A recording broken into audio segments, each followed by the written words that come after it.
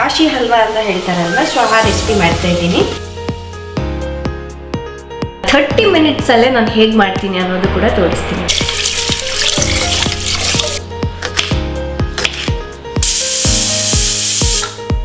ಒಂದು medium size ಈರುಳ್ಳಿ, ಒಂದು 3 ಹಸಿಮೆಣಸಿನ್ಕಾಯಿ, ಸಿಕ್ಕಾಪಟ್ಟೆ ಖಾರ ಈರುಳ್ಳಿ ಮಸ್ಕೊಡೋಣ ಈ ಥರ. ಫ್ಲೇವರ್ ಕೂಡ ತುಂಬ ಚೆನ್ನಾಗಿರುತ್ತೆ, ಒಳ್ಳೆ ಕಲರ್ ಬರುತ್ತೆ.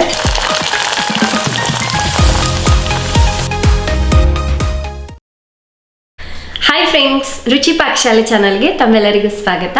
ಫ್ರೆಂಡ್ಸ್, ಇವತ್ತು ನಮ್ಮ ಮನೆಯಲ್ಲಿ ಅನ್ಕೊಳ್ದೇನೆ ಸಡನ್ ಆಗಿ ಒಬ್ರು ಗೆಸ್ಟ್ ಬರ್ತಾ ಇದ್ದಾರೆ, ಸೊ ಫ್ಯಾಮಿಲಿ ಜೊತೆಗೆ. ಸೊ ಅವರಿಗೆ ನಾನು ಸಡನ್ ಆಗಿ ಈಗ ಅಡುಗೆನ ಪ್ರಿಪೇರ್ ಮಾಡಬೇಕು, ಏನು ಮಾಡಬೇಕು ಅಂತ ಹೇಳಿ ಯೋಚನೆ ಮಾಡ್ತಾ ಇದ್ದೆ. ಸೊ ನಾನು 30 ಮಿನಿಟ್ಸಲ್ಲಿ ಇವತ್ತು ಒಂದು ಸಿಂಪಲ್ ಥಾಲಿಯನ್ನು ಮಾಡ್ಬೇಕು ಅಂದ್ಕೊಂಡಿದ್ದೀನಿ. ಹಾಗೆ ನಿಮ್ಮ ಮನೇಲಿ ಕೂಡ ಅಷ್ಟೇ, ಗೆಸ್ಟ್ ಸಡನ್ನಾಗಿ ಬಂದಿರ್ತಾರೆ, ಹಾಗಂತ ಹೇಳ್ಬಿಟ್ಟು ಅವ್ರಿಗೆ ಏನೋ ಒಂದು ಮಾಡ್ಕೊಡಕ್ಕೆ ನಮಗೂ ಮನಸ್ಸಾಗೋದಿಲ್ಲ ಅಲ್ವಾ. ಸೊ ಅಪರೂಪಕ್ಕೆ ಬಂದಿರ್ತಾರೆ, ಏನಾದರೂ ವೆರೈಟಿ ಮಾಡಬೇಕು ಅಂತ ಹೇಳಿ ಥಿಂಕ್ ಮಾಡ್ತಾ ಇರ್ತೀವಿ. ಹಾಗಾಗಿ ಸೊ ಈ ಸಿಂಪಲ್ ಥಾಲಿ ರೆಸಿಪಿ ತಮ್ಮೆಲ್ಲರಿಗೂ ಹೆಲ್ಪ್ ಆಗುತ್ತೆ ಅಂದ್ಕೊಂಡಿದ್ದೀನಿ. ಹಾಗೆ 30 ಮಿನಿಟ್ಸಲ್ಲೇ ನಾನು ಹೇಗೆ ಮಾಡ್ತೀನಿ ಅನ್ನೋದು ಕೂಡ ತೋರಿಸ್ತೀನಿ ಬನ್ನಿ. ಸೊ ಇವತ್ತು ಬೇಳೆ ಸಾರು ಮಾಡೋಣ ಅಂದ್ಕೊಂಡಿದ್ದೀನಿ. ಫಸ್ಟ್ ಬೇಳೆ ಸಾರಿಗೆ ಬೇಳೆನ ನೆನೆಸಿಡ್ತೀನಿ. ಇದಕ್ಕೆ 1 ಗ್ಲಾಸ್ನಷ್ಟು ತೊಗರಿಬೇಳೆ ತೊಗೊಂಡಿದ್ದೀನಿ.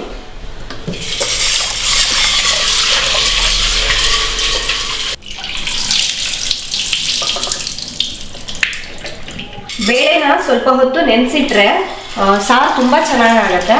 ಅದಕ್ಕಾಗಿ ನೀರು ಹಾಕಿ ನೆನೆಸಿಡ್ತೀನಿ.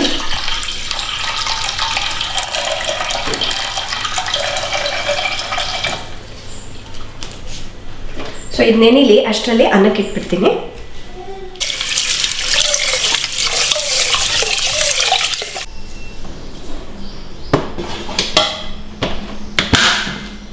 ಫ್ರೆಂಡ್ಸ್, ಹಾಗೆ ಇದಕ್ಕೆ ಒಂದು ಪಲ್ಯ ಕೂಡ ಮಾಡೋಣ ಅಂದ್ಕೊಂಡಿದ್ದೀನಿ. ತೊಂಡೆಕಾಯಿ ಪಲ್ಯ ಮಾಡ್ತಾ ಇದ್ದೀನಿ. ಬೇಳೆ ಅಕ್ಕಿ ನೆನೆಯೋಷ್ಟೊತ್ತಿಗೆ ಈ ತರಕಾರಿ ಎಲ್ಲ ಕಟ್ ಮಾಡಿ ಇಟ್ಕೊಳ್ತೀನಿ.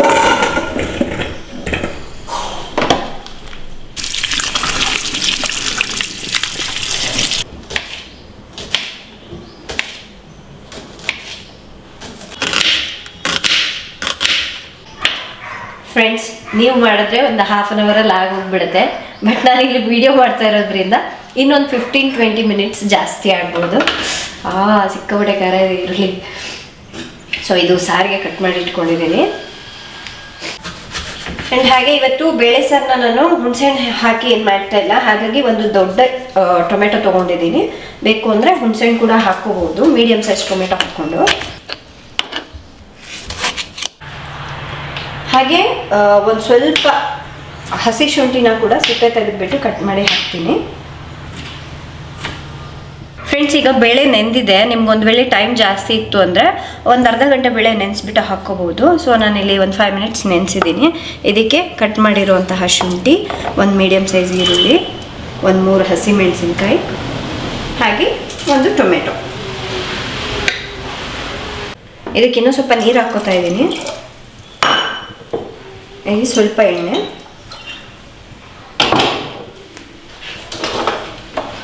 ಸ್ಟವ್ನ ಆನ್ ಮಾಡಿಕೊಂಡು 3 ವಿಷಲ್ ಕೂಗಿಸ್ಕೊಳ್ಳೋಣ.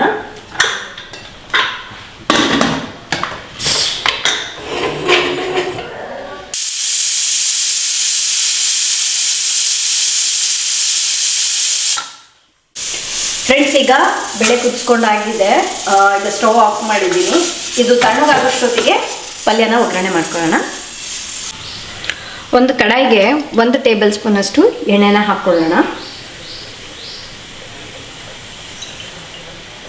ಎಣ್ಣೆ ಕಾದ ನಂತರ ನಾನಿಲ್ಲಿ ಒಂದು ಅರ್ಧ ಟೀ ಸ್ಪೂನ್ ಸಾಸಿವೆ, ಅರ್ಧ ಟೀ ಸ್ಪೂನ್ ಜೀರಿಗೆ, ಅರ್ಧ ಟೀ ಸ್ಪೂನ್ ಕಡಲೆಬೇಳೆ ತೊಗೊಂಡಿದ್ದೀನಿ.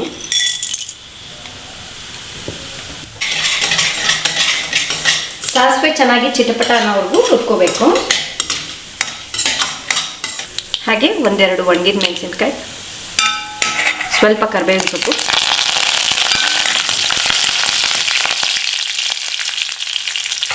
ಈಗ ಕಟ್ ಮಾಡಿರುವಂತಹ ಈರುಳ್ಳಿ ಹಾಕ್ತಾ ಇದ್ದೀನಿ. ನಾನು ಇದಕ್ಕೆ 1 ಮೀಡಿಯಮ್ ಸೈಜ್ ಈರುಳ್ಳಿ ಹಾಕಿದ್ದೀನಿ. ಈರುಳ್ಳಿ ಸಾಫ್ಟ್ ಆಗಬೇಕಂದ್ರೆ ಸ್ವಲ್ಪ ಉಪ್ಪು ಹಾಕಬೇಕು, ಬೇಗನೆ ಮೆತ್ತಗಾಗ್ಬಿಡುತ್ತೆ.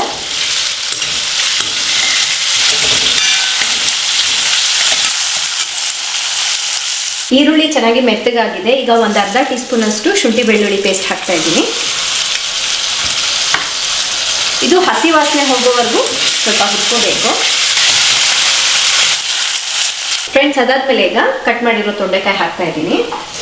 ನಾನಿಲ್ಲಿ 1/4 kg ಅಷ್ಟು ತೊಂಡೆಕಾಯಿನ ಈ ಸೈಜ್ನಲ್ಲಿ ಕಟ್ ಮಾಡಿ ಹಾಕ್ತಾ ಇದ್ದೀನಿ.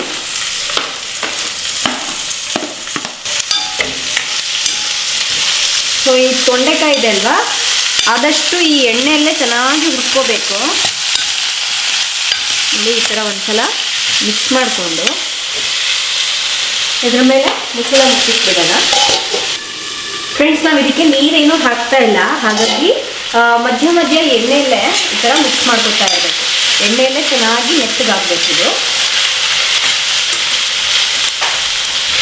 ಮಿಕ್ಸ್ ಮಾಡಿಬಿಟ್ಟು ಮತ್ತೆ ಲಿಡ್ನ ಕ್ಲೋಸ್ ಮಾಡಿ ಅದು ಬೇಯೋಷ್ಟೊತ್ತಿಗೆ ನಾನು ನೆಕ್ಸ್ಟ್ ರೆಸಿಪಿಗೆ ರೆಡಿ ಮಾಡ್ಕೊಳ್ತೀನಿ. ಸೊ ಈ ಸಿಂಪಲ್ ಥಾಲಿಗೆ ಏನಾದರೂ ಒಂದು ಸ್ವೀಟ್ ಇದ್ದರೆ ಚೆನ್ನಾಗಿರುತ್ತಲ್ವ. ಸೊ ಹಾಗಾಗಿ ನಾನು ಮಾರ್ಕೆಟ್ಗೆ ಹೋದಾಗ ಕುಂಬಳಕಾಯಿ ತೊಗೊಂಡು ಬಂದಿದ್ದೆ, ಊದ ಕುಂಬಳಕಾಯಿ. ಸೊ ಇದರಿಂದ ಹಲ್ವಾ ಮಾಡಿಬಿಡ್ತೀನಿ. ಸೊ ಫಸ್ಟ್ ಈ ಥರ ಬೀಜ ಇದೆಲ್ಲದನ್ನು ಕಟ್ ಮಾಡ್ಕೊಂಡ್ಬಿಡ್ಬೇಕು.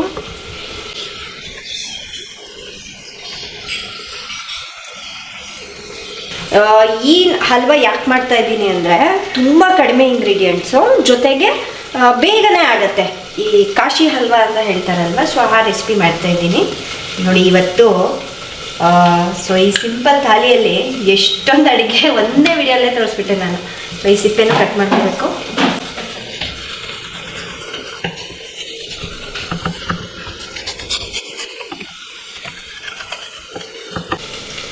ಫ್ರೆಂಡ್ಸ್, ಹಾಗೆ ಅಕ್ಕಿ ನೆನೆಸಿದ್ನಲ್ವ ಅದನ್ನು ಕೂಡ ಇಟ್ಬಿಡ್ತೀನಿ.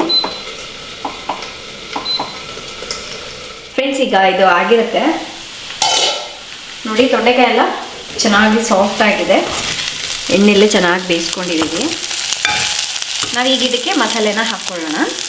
ಒಂದು 1/4 ಟೀ ಸ್ಪೂನ್ನಷ್ಟು ಅರಿಶಿನ ಪುಡಿ, ಅರ್ಧ ಟೀ ಸ್ಪೂನ್ ಖಾರದ ಪುಡಿ, ಅರ್ಧ ಟೀ ಸ್ಪೂನ್ ಧನಿಯಾ ಪುಡಿ, 1/4 ಟೀ ಸ್ಪೂನ್ನಷ್ಟು ಗರಂ ಮಸಾಲ, ಒಂದು 1/4 ಟೀ ಸ್ಪೂನಷ್ಟು ಜೀರಿಗೆ ಪುಡಿ, ರುಚಿಗೆ ತಕ್ಕಷ್ಟು ಉಪ್ಪು. ಆಲ್ರೆಡಿ ನಾವು ಈರುಳ್ಳಿ ಬೇಯಿಸಲಿಕ್ಕೆ ಹಾಕಿದ್ವಿ, ಸ್ವಲ್ಪ ಹಾಕ್ತಾ ಇದ್ದೀನಿ.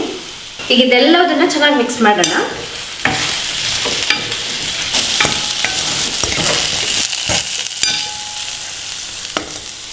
ಫ್ರೆಂಡ್ಸ್, ನಾನು ಈ ರೀತಿ ಎಲ್ಲ ಮಸಾಲೆಗಳು ಸ್ವಲ್ಪ ಸ್ವಲ್ಪ ಹಾಕಿ ಮಾಡ್ತೀನಿ. ಇನ್ನು ಕೆಲವರು ಇನ್ನೂ ಕಮ್ಮಿ ಮಸಾಲೆ ಹಾಕಿ ಮಾಡ್ತಾರೆ, ಇನ್ನು ಕೆಲವರಂತೂ ಮಸಾಲೆ ಮತ್ತು ಖಾರ ಎಲ್ಲ ಜಾಸ್ತಿಯಾಗಿ ಉಪಯೋಗಿಸ್ತಾರೆ. ಸೊ ಅದು ಹೇಗೆ ಇರಬಹುದು, ಕೆಲವು ಜನರಿಗೆ ಈ ಥರ ಮಸಾಲೆ ಪದಾರ್ಥಗಳು ತಿಂದಾಗ ಗ್ಯಾಸ್ಟ್ರಿಕ್ ಸಮಸ್ಯೆ ಸ್ಟಾರ್ಟ್ ಆಗಿಬಿಡುತ್ತೆ.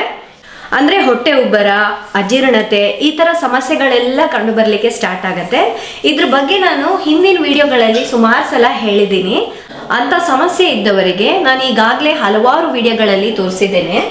ಅಮೃತ್ ನೋನಿಯವರ ಗ್ಯಾಸ್ಟ್ರಿನ್ ಲಿಕ್ವಿಡ್ ತಿಂದ ಆಹಾರ ಸರಿಯಾಗಿ ಜೀರ್ಣವಾದರೆ ಯಾವುದೇ ರೀತಿಯ ರೋಗಗಳು ಬರೋದಿಲ್ಲ. ಆದರೆ ಸರಿಯಾಗಿ ಡೈಜೆಷನ್ ಆಗಿಲ್ಲ ಅಂದರೆ ಅಲ್ಲಿಂದಲೇ ಒಂದೊಂದು ಪ್ರಾಬ್ಲಮ್ ಶುರು ಆಗುತ್ತೆ. ಸೊ ನೀವು ಇದನ್ನ ಊಟ ಮಾಡೋದಕ್ಕಿಂತ ಮುಂಚೆ ಒಂದು 5 ml ನಷ್ಟು ತಗೊಂಡ್ಬಿಟ್ಟು ನೀರಿನಲ್ಲಿ ಮಿಕ್ಸ್ ಮಾಡಿಕೊಂಡು ಕುಡಿಬೇಕು. ಬೇಕು ಅಂದರೆ ನಾನು ಸ್ಕ್ರೀನ್ ಮೇಲೆ ಡಾಕ್ಟರ್ ನಂಬರ್ ಕೂಡ ಕೊಟ್ಟಿರ್ತೀನಿ, ಒಂದ್ಸಲ ಅವರಿಗೆ ಕಾಲ್ ಮಾಡಿ ನೀವು ಕೇಳಿಬಿಟ್ಟು ತಗೋಬಹುದು. ಇದನ್ನ ತಗೊಳ್ಳೋದ್ರಿಂದ ಕೇವಲ 1 ವಾರದಲ್ಲೇ ನೀವು ರಿಸಲ್ಟ್ ಅನ್ನ ನೋಡಬಹುದು. ಫ್ರೆಂಡ್ಸ್, ನಿಮಗೂ ಕೂಡ ಈ ಲಿಕ್ವಿಡ್ ಬೇಕು ಅಂದರೆ ಸ್ಕ್ರೀನ್ ಮೇಲೆ ಕೊಟ್ಟಿರ್ತೀನಲ್ವಾ, ಆ ನಂಬರ್ಗಾದ್ರೂ ಕಾಲ್ ಮಾಡಿ ಅಥವಾ ಡಿಸ್ಕ್ರಿಪ್ಷನ್ ಅಲ್ಲಿ ಲಿಂಕ್ ಇರುತ್ತೆ, ನೀವು ಡೈರೆಕ್ಟ್ ಆಗಿ ಅಲ್ಲಿಂದ ಕೂಡ ಆರ್ಡರ್ ಮಾಡ್ಕೋಬಹುದು. ಸೊ ಈಗ ಇನ್ನೇನು ಇದು ಆಗ್ತಾ ಇದೆ, ಈ ಮಸಾಲೆ ಎಲ್ಲ ಚೆನ್ನಾಗಿ ಹೊಂದ್ಕೊಂಡಿದೆ ನೋಡಿ. ಇನ್ನು ಲಾಸ್ಟಿಗೆ ಇದಕ್ಕೆ 1-2 ಟೇಬಲ್ ಸ್ಪೂನ್ ಅಷ್ಟು ಒಣಗಿದ ಕೊಬ್ಬರಿ ಪುಡಿ ಬರುತ್ತಲ್ವ, ಸೊ ಅದನ್ನ ಆ್ಯಡ್ ಮಾಡ್ಕೋಬಹುದು. ಅದನ್ನ ಹಾಕ್ತಾ ಇಲ್ಲ ನಾನೀಗ. ಲಾಸ್ಟಿಗೆ ಸ್ವಲ್ಪ 1-2 ಟೇಬಲ್ ಸ್ಪೂನ್ ಅಷ್ಟು ಕೊತ್ತಂಬರಿ ಸೊಪ್ಪನ್ನ ಕಟ್ ಮಾಡಿಬಿಟ್ಟು ಹಾಕ್ಕೊಳ್ಳಿ.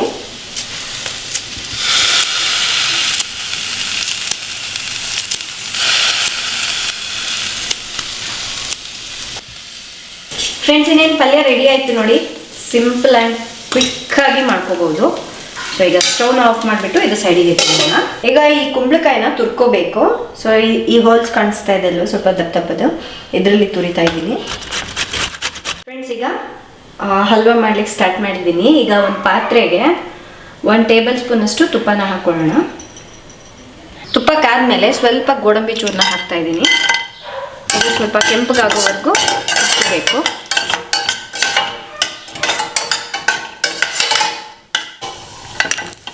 ಇದನ್ನ ಒಂದು ಬೌಲ್ಗೆ ತೆಗೆದಿಟ್ಕೊಳ್ಳೋಣ. ಸೊ ಈಗ ಇದೇ ತುಪ್ಪದಲ್ಲಿ ಕುಂಬಳಕಾಯಿನ ತುರಿದಿಟ್ಟಿದ್ವಲ್ವ, ಇದನ್ನು ಹುರ್ಕೋಬೇಕು.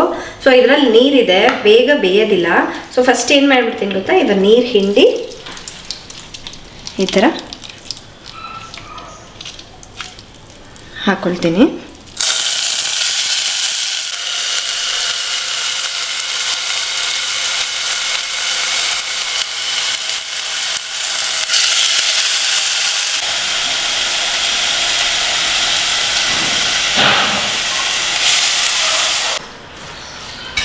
ಈಗ ಇದನ್ನ ಚೆನ್ನಾಗಿ ತುಪ್ಪದಲ್ಲೇ ಹುರ್ಕೋಬೇಕು.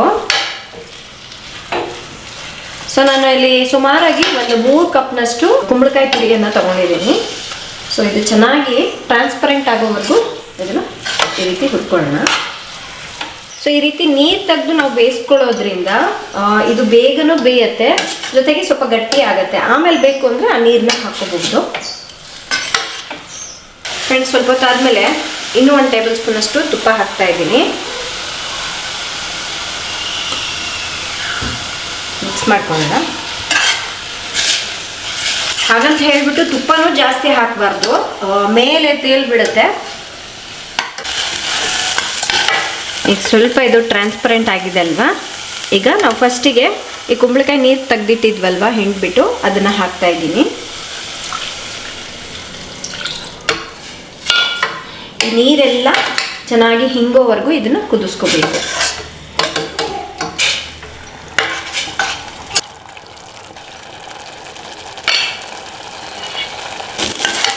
ಫ್ರೆಂಡ್ಸ್ ನೋಡಿ, ನೀರೆಲ್ಲ ಚೆನ್ನಾಗಿ ಹಿಂಗಿದೆ ಅಲ್ವಾ. ಈಗ ಇದಕ್ಕೆ ಸಕ್ಕರೆನ ಹಾಕ್ತಾ ಇದ್ದೀನಿ. ಒಂದು ಅರ್ಧ ಕಪ್ನಷ್ಟು ಸಕ್ಕರೆ ತೊಗೊಂಡಿದ್ದೀನಿ. ನಿಮ್ಗೆ ಇನ್ನೂ ಸಿಹಿ ಜಾಸ್ತಿ ಬೇಕು ಅಂದರೆ ಜಾಸ್ತಿ ಆ್ಯಡ್ ಮಾಡ್ಬೋದು.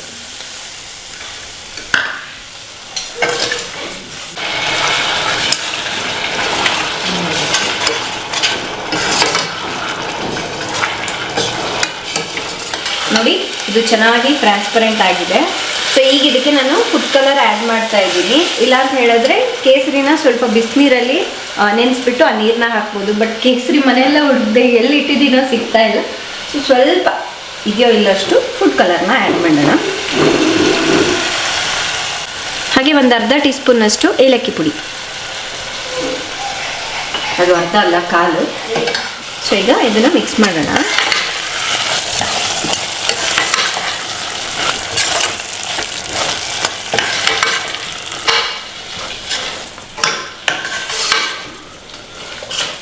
ಇನ್ನು ಲಾಸ್ಟ್ಗೆ ಹುರಿದಿರುವಂತಹ ಗೋಡಂಬಿ ಹಾಕ್ತಾ ಇದ್ದೀನಿ. ಫ್ರೆಂಡ್ಸ್, ಇದಕ್ಕೆ ನಾನು 3 ಟೇಬಲ್ ಸ್ಪೂನಷ್ಟು ತುಪ್ಪ ಅಷ್ಟೇ ಬಳಸಿದ್ದೀನಿ. ಅಂದರೆ 3 ಕಪ್ನಷ್ಟು ಇದು ಕುಂಬಳಕಾಯಿ ತುರಿ ತೊಗೊಂಡಿದ್ದೀನಲ್ವ, 3 ಟೇಬಲ್ ಸ್ಪೂನಷ್ಟು ತುಪ್ಪ ಆ್ಯಡ್ ಮಾಡಿದ್ದೀನಿ. ಅದೇ ಹೇಳಿದ್ನಲ್ವ, ಜಾಸ್ತಿ ಹಾಕಿದ್ರೂ ಚೆನ್ನಾಗಿರೋದಿಲ್ಲ. ಸೊ ಈಗ ಒಂದ್ಸಲ ಮಿಕ್ಸ್ ಮಾಡಿ ಸ್ಟವ್ನ ಆಫ್ ಮಾಡ್ಕೊಂಡ್ಬಿಡೋಣ. ಹಲ್ವಾ ರೆಡಿಯಾಗಿದೆ ನೋಡಿ, ಎಷ್ಟು ಸಕ್ಕತ್ತಾಗಿ ಬಂದಿದೆ ಅಂತ. ಫ್ರೆಂಡ್ಸ್, ಕುಕ್ಕರ್ ಪ್ರೆಷರ್ ಎಲ್ಲ ಹೋಗಿದೆ ನೋಡಿ, ಮೆತ್ತಗೆ ಬೆಂದಿರ್ಬೇಕು ಈ ಥರ. ಇದನ್ನು ಮಸ್ಕೊಳ್ಳೋಣ ಈ ಥರ.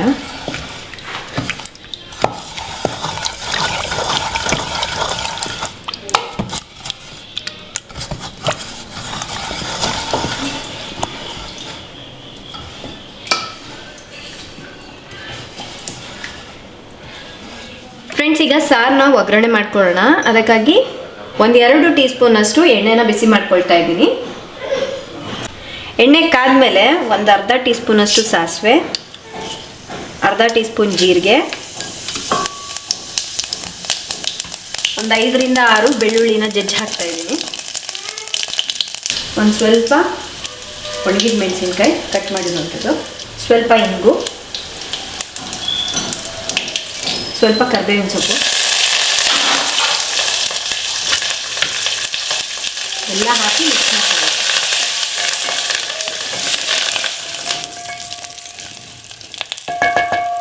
ಈಗ ಇದಕ್ಕೆ ಮಸ್ದಿರುವಂತಹ ಬೇಳೆನ ಹಾಕ್ಕೊಳ್ಳೋಣ.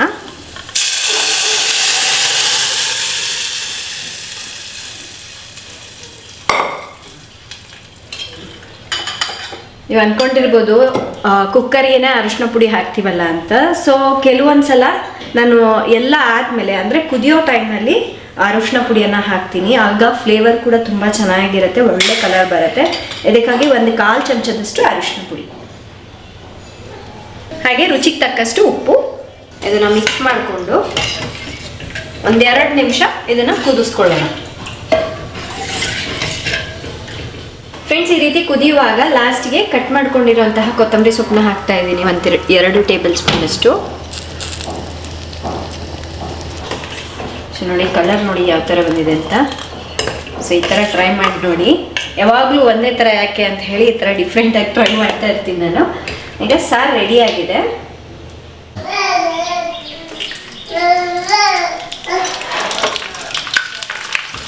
ನೀರು.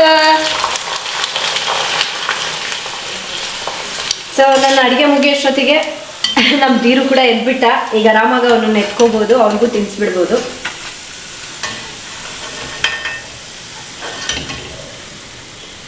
ಸೊ ಇದು ಫೈನಲ್ ಆಗಿ ಸಂಡಿಗೆ ಹುರಿತಾ ಇದ್ದೀನಿ.